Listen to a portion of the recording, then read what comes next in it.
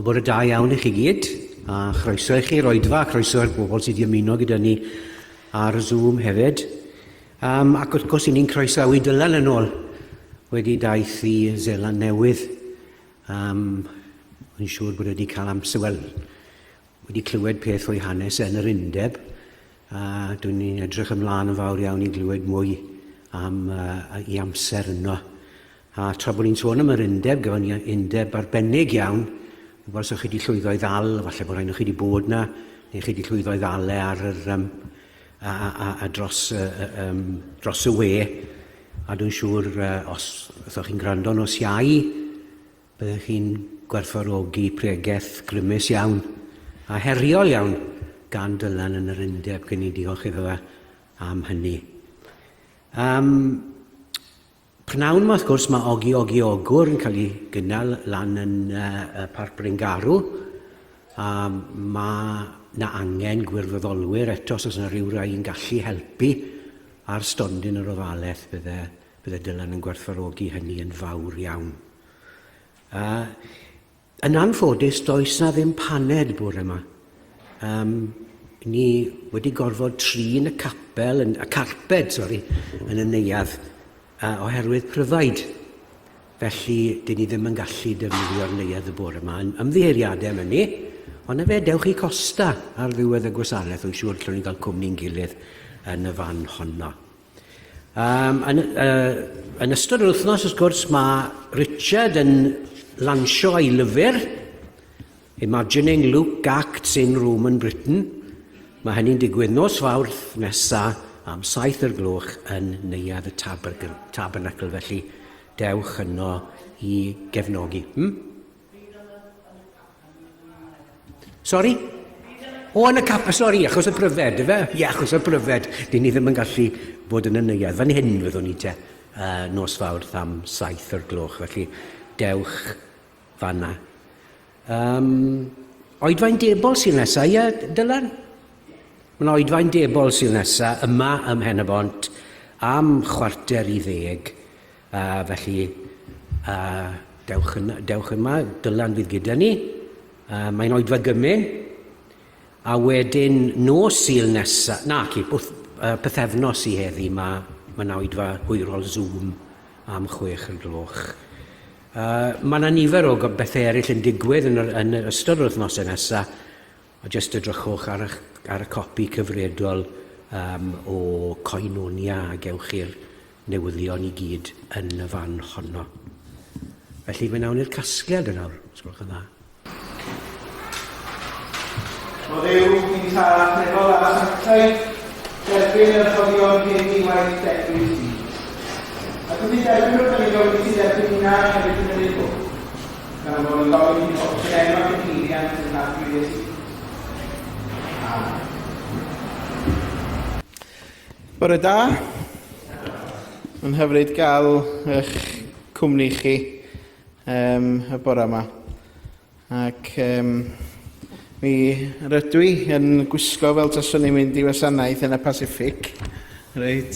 Wedi cael rhain gan criw ECWM trefis i yn Zeland Newydd. Ond mae'r myrfyrdod yn cyffwrdd â y Pacific, y môr tawel heddiw yma. Ond mi gychwynnwn ni drwy ganu Rhif 181, 181, drwy dyweision ddoi cyhoeddaist ar ein deiar air yn cerydd barn rhyddhad Tregaredd yn cydseinio mewn un lle, croes Calfaria, fy'r eich hafbwynt mawr erioed, ac yn y blaen 181.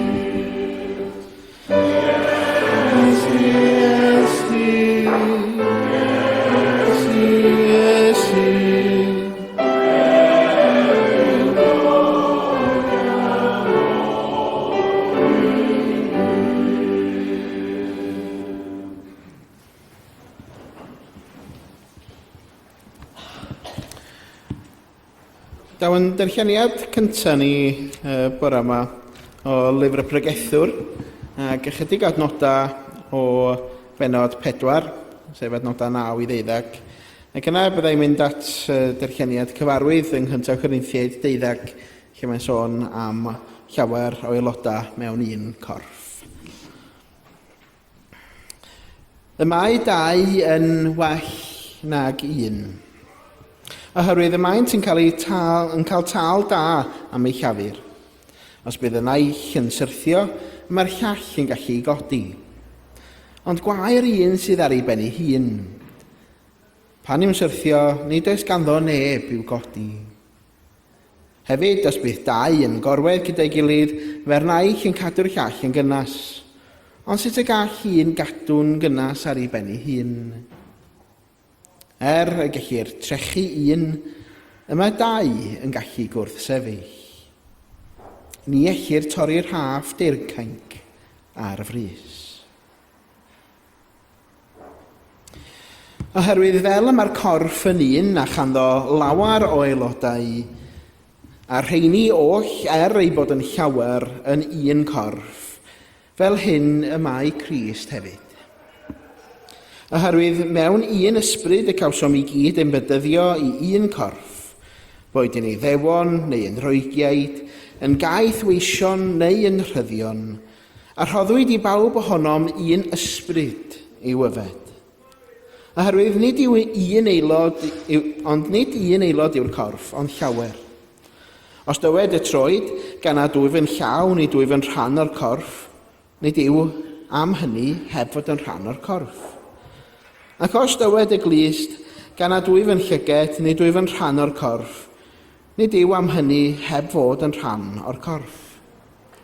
Petai'r holl gorff yn llygad, lle bydda'r cliw, a petai'r cwbl yn gliw, lle bydda'r arogli. Ond fel y mae gosododd Duw yr aelodau, bob un ohonynt yn y corff fel y gwelodd ef yn dda. Pe baent i gyd yn un aelod, lle byddai'r corff. Ond fel y mae, llawer yw'r aelodau, ond un yw'r corff. Mae bendith Duw ar y darllian a'r gwrando ar yn cyfer ni bore yma. Gadwch i ni barhau yn yn haddoliad drwy ganu Emyr 259, 259. Cofiwn am gomisiwn Iesu cyn ei fyned at y tad. Ewch, pregethwch yr efengyl, gwnewch ddisgyblion ym mhob gwlad. Deil yr Iesu eto'i alw yn ein dyddiau nina nawr. Ef sydd yn codi ac yn anfon, gweithwyr i'w gynheuaf mawr. Ac yn y blaen 259.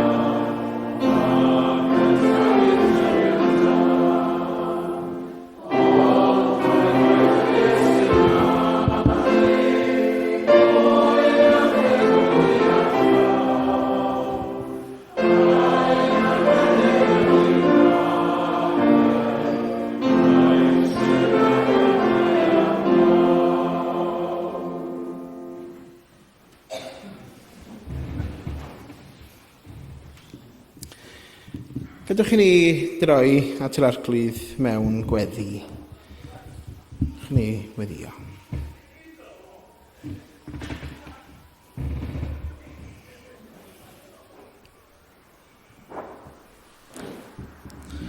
Arglwydd, da ni yn diolch bod ni'n gallu troi ata ti mewn gweddi.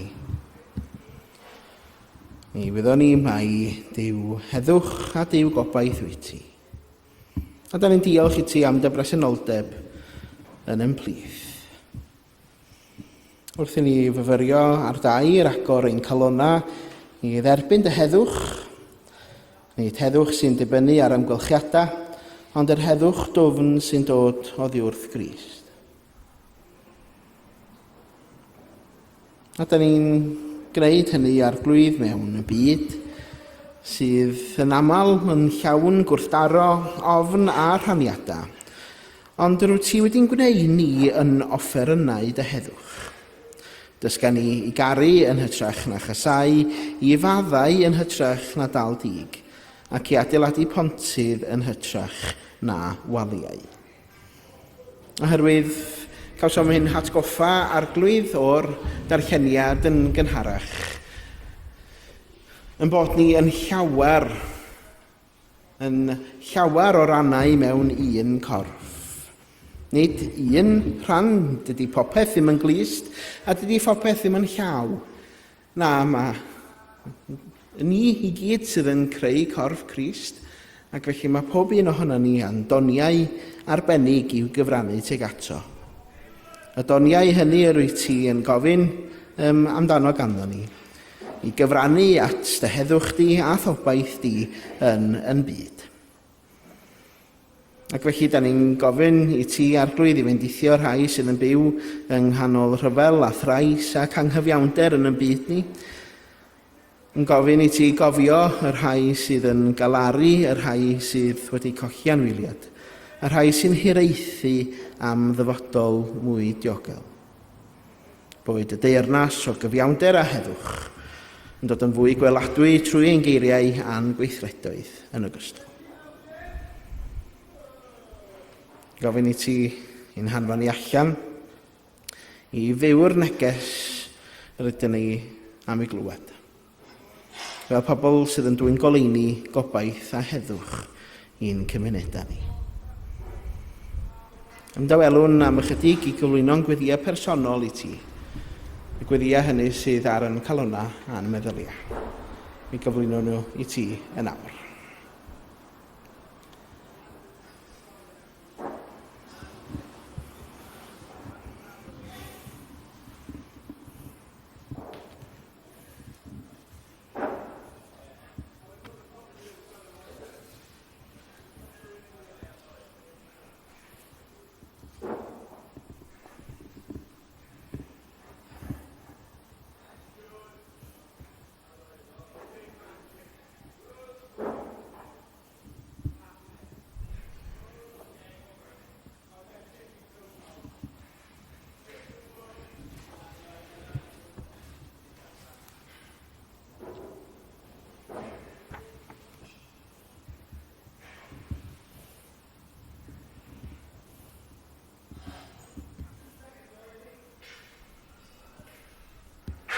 Arglwydd cliw ein gweddi ni felly, gan am bod ni'n gofyn hyn oll yn enw ac yn hyddiant yn harglwydd Iesu Grist.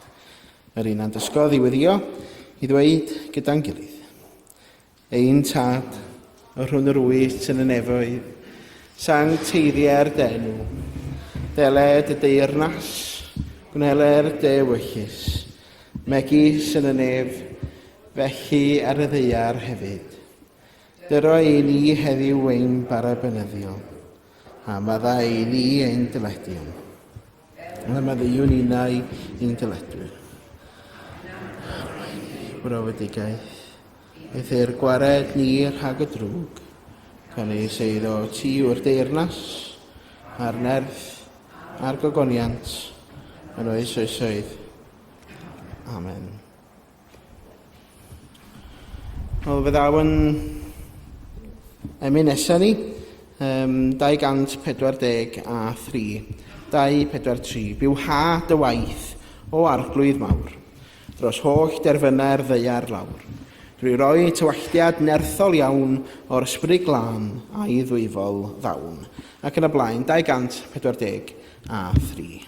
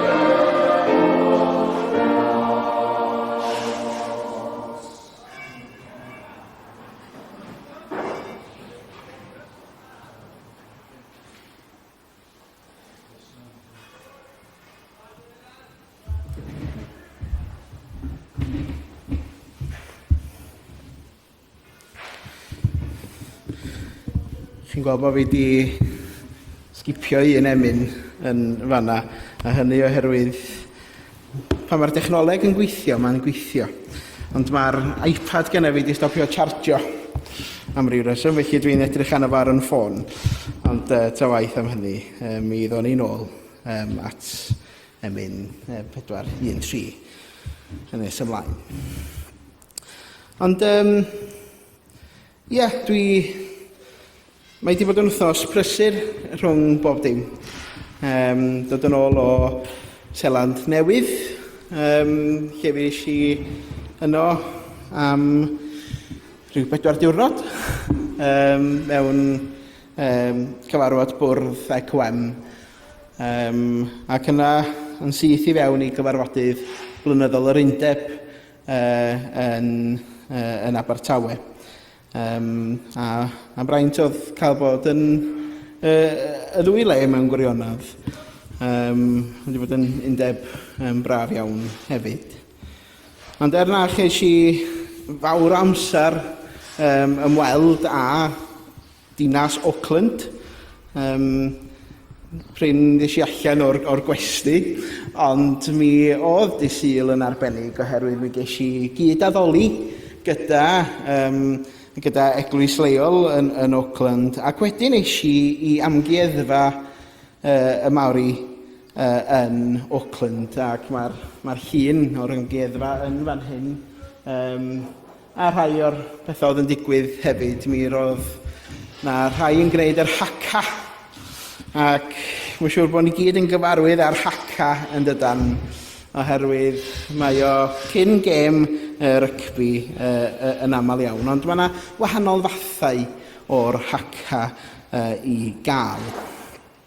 Ond amgueddfa frodorol, y bobl frodorol ydy y Mawri wrth gwrs. Ac eisiau sgwrs arbennig gyda un merch oedd yn egluro yr haca a thraddodiadau y Mawri ar fy nghyfar i. Ond un o'r traddodiadau ydy i wehyddu. Maen nhw'n gwehyddu ac yn creu matia yn y Pacific. Ac lle chi'n gweld yn defnyddio dail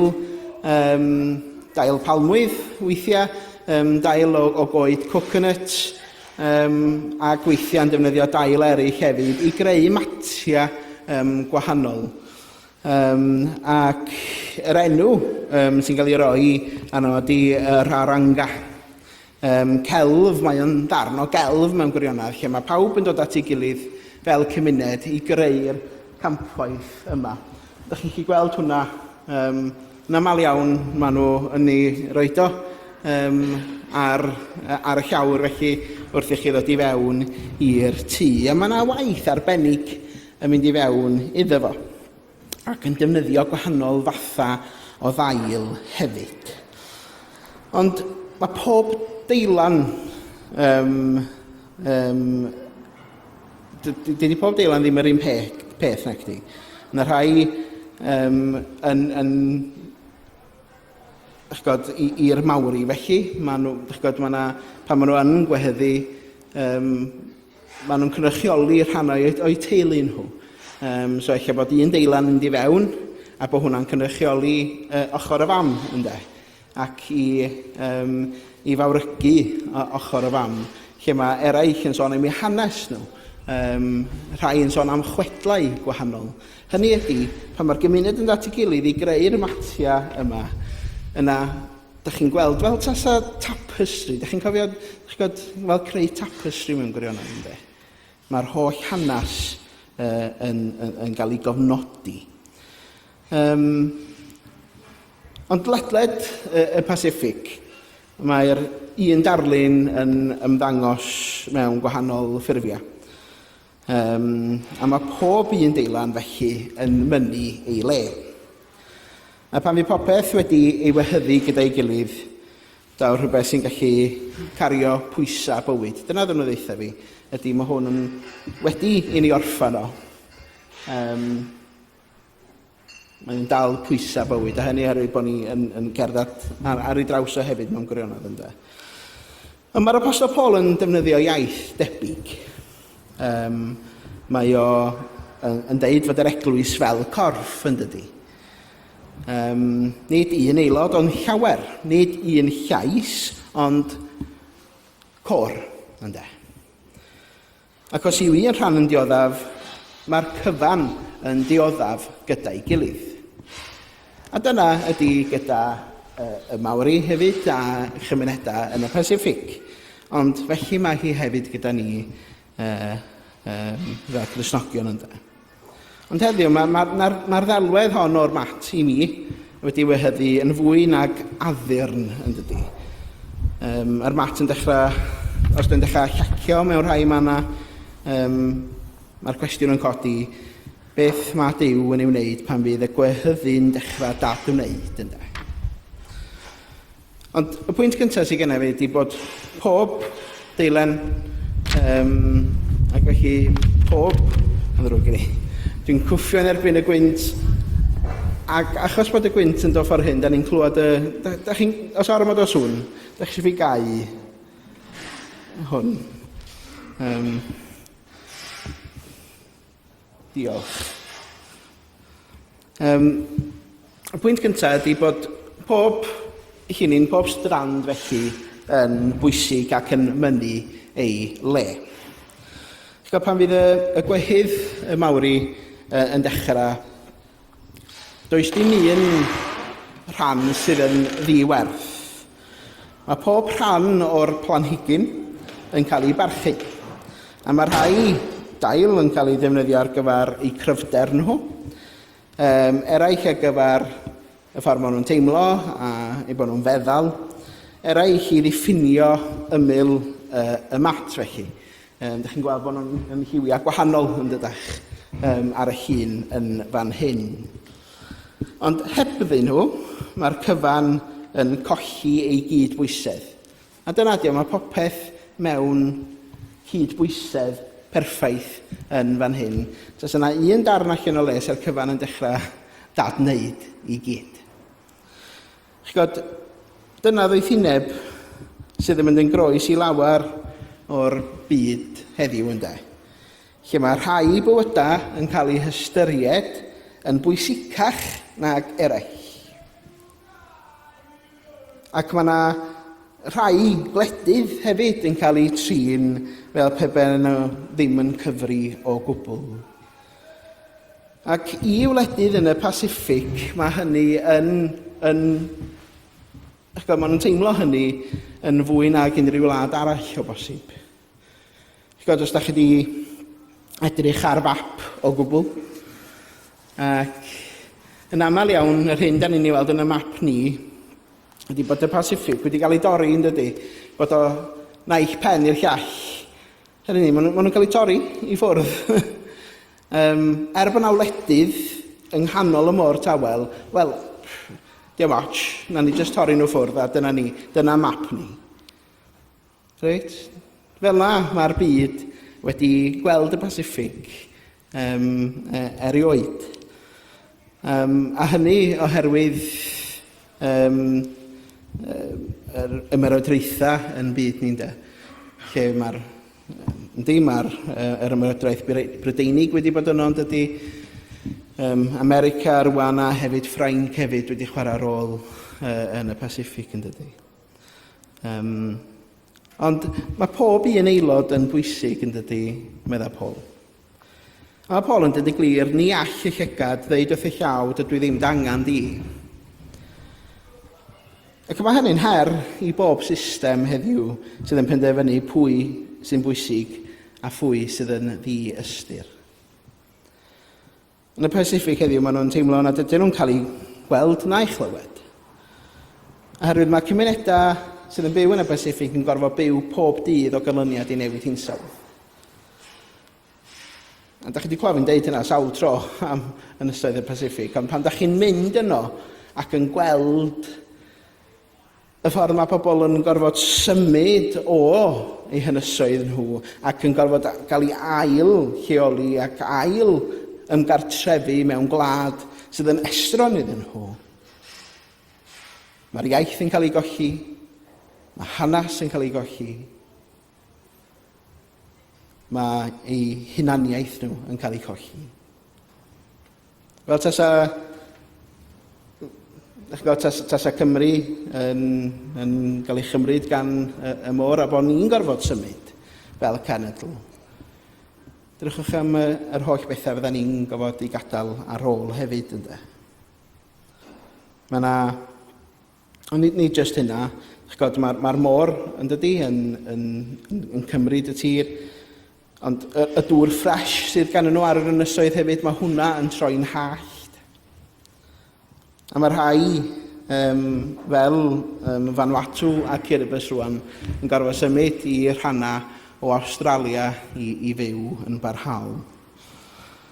Ond pan da ni'n edrych o bell, mae o'n bell, o'n I mewn awyren am 22 awr I gyd. Reit. O'n i'n meddwl bod fi wedi mynd yn bell, yn mynd I Taiwan, ond ychwanegwch o leia 10 awr arall I hwnna, o ddim bell iawn iawn. Ond, a da ni'n gweld I fod o'n bell, ond dydy hynny ddim yn golygu na ddyla straeon o bobl da ni'n I clywed o'r Pacific, na ddyla'r straeon hynny fod yn bell, ynddo. Efallai bod yr ynysoedd yn un ymddangos yn fychan, ond ai bach a mawr ydy diffinio, ydyn ni'n diffinio pan da ni'n siarad am bobl, teuluoedd, plant, cymunedau, iaith. Mi ddydys I hyn y dyfyniad yma yn ymhregaeth nos Iau, gan Desmond Tutu, a dwi'n mynd i ddeud o eto.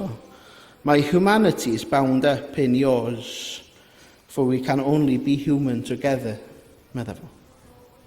Right? We can only be human together. Hynny ydy, da ni angen yn gilydd yn dydan. Da ni'n un teulu. Nid oes bywyd yn sefyll ar ei ben ei hun, rydyn ni wedi ein plethu.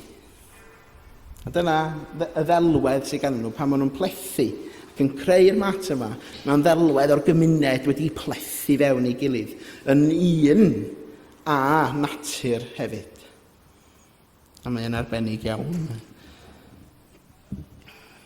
Yr ail bwynt ydy, ni allwn ni drin creadigaeth fel petai'n ddiwerth.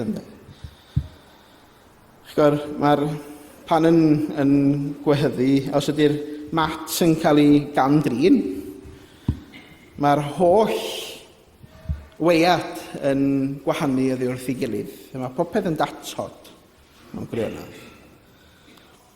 A mae'r môr i'r bobl yn y Pacific yn y môr tawel yn fwy na adnodd. Da ni'n gallu meddwl am y môr fel adnodd yn dydan. Fe allan ni gymryd o'r môr, ynddo. Ond i bobl y môr tawel mae o'n berthynas, yn lwybr, yn storiwr, yn ddarparwr. Ond yn y byd, da ni'n byw ynddo fo heddiw, y byd modern, mae'r môr yn cael ei weld yn aml fel lle i gymryd oddi wrtho fo. A pe wna i pysgota di ben draw, neu hyd yn oed cynlluniau i gloddio blau y môr dwfn am fwynau.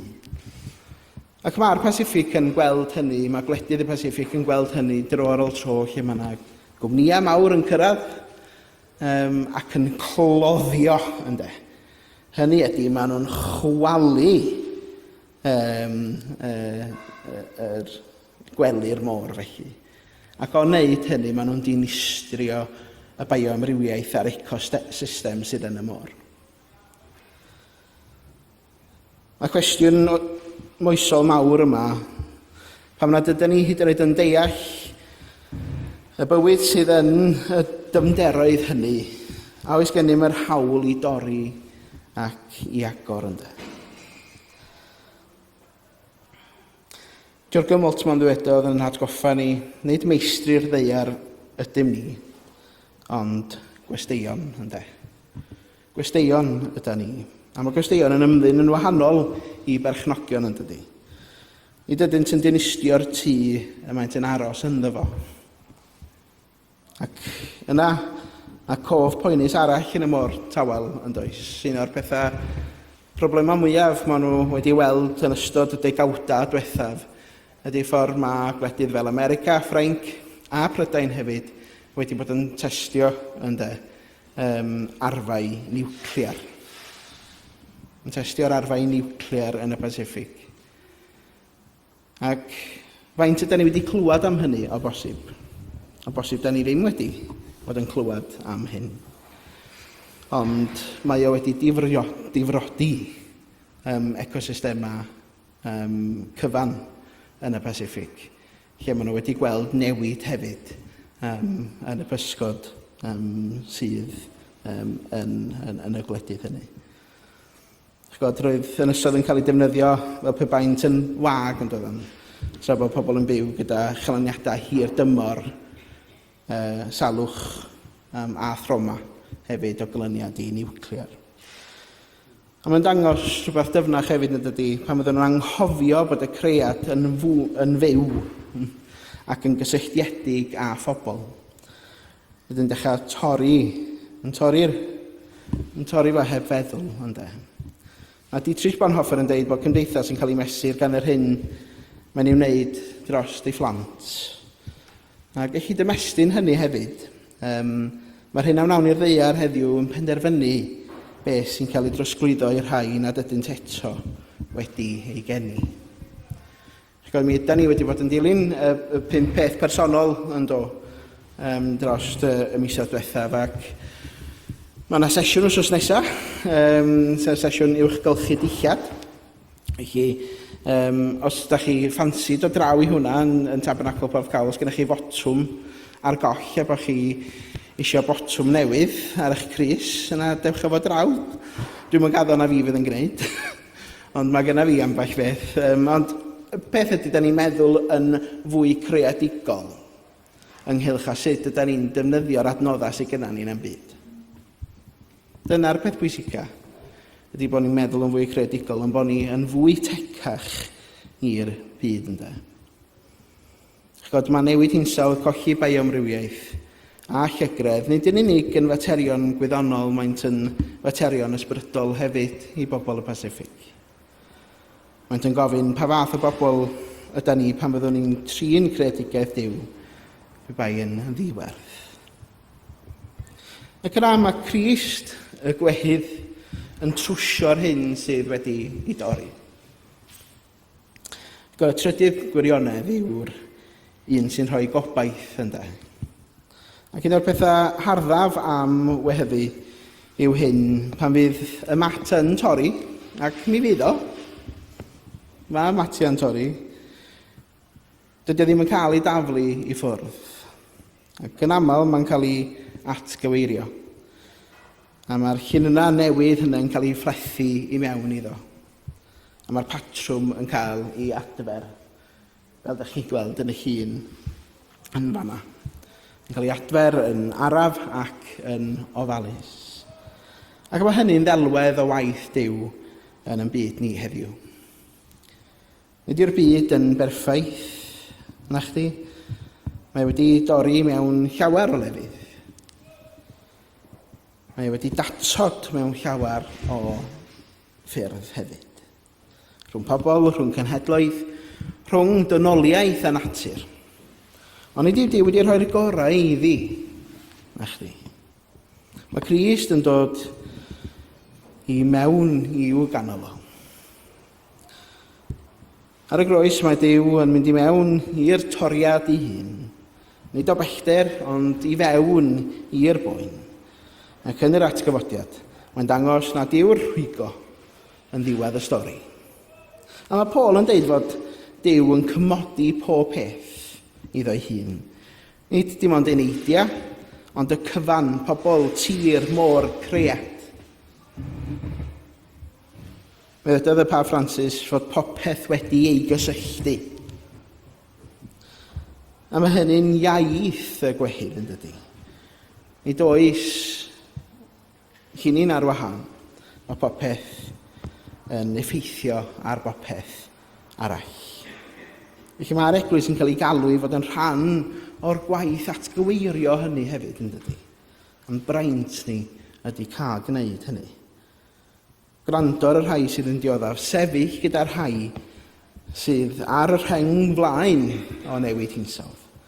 Ac ymddwyn fel pe bai creadigaeth Duw yn werth ei chadw. Felly mae'r ddelwedd yn dod yn glir felly yn dydy. Rydyn ni gyd yn rhan o'r mat yma. Rydyn ni gyd yn rhan ac yn gwehyddu efo'n gilydd felly. A mae'r byd yn hardd ond yn fregus mewn mannau. Ac mae Duw yn wehydd, yn gweithio'n dawel, yn gyson, yn adfer yr hyn sydd wedi torri. Ond y cwestiwn i ni yw hyn, a dim yn caniatáu un bywyda gael ei blethu i mewn i'r gwaith hwnnw, fel unigolion ac fel eglwys. Neu a dim yn tynnu'n rhydd ac yn gael wneud y rhwygo yn waith felly ynde.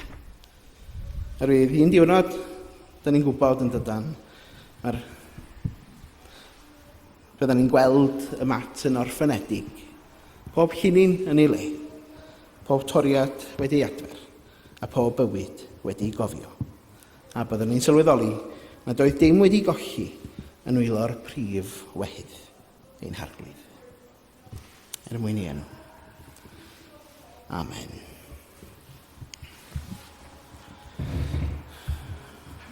Da ni'n mynd i fynd yn ôl i 413 Sori, Sheila. Dod i fyny ar y sgrin. So 413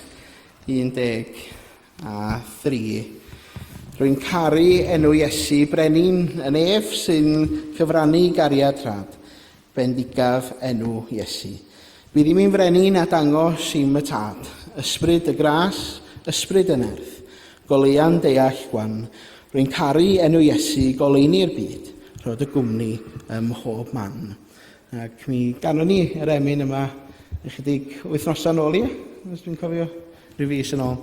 Felly 413 felly.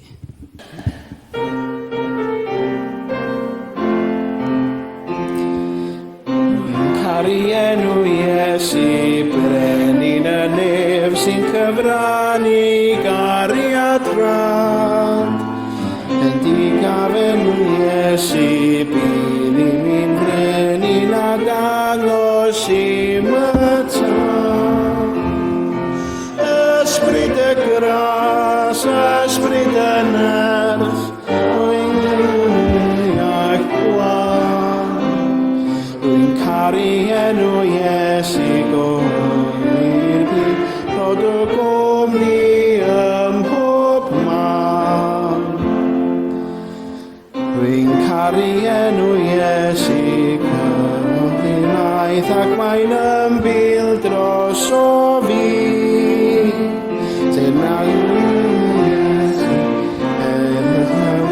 Mewn gogoniant llawn a bryd. Ysbryd y gras, ysbryd y nerth,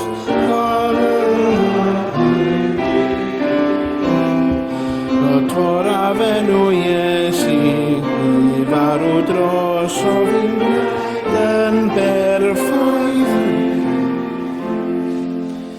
Rwy'n caru enw Iesu hardddelwr dymyn a fweld ei wedd. Bendigaf enw Iesu fy Miguel da, neiwydd caf hyfryd.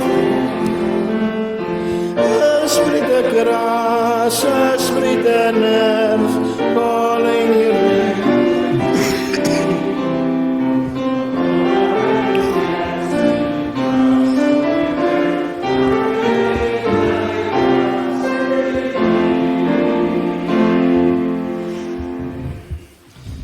Hyfryd.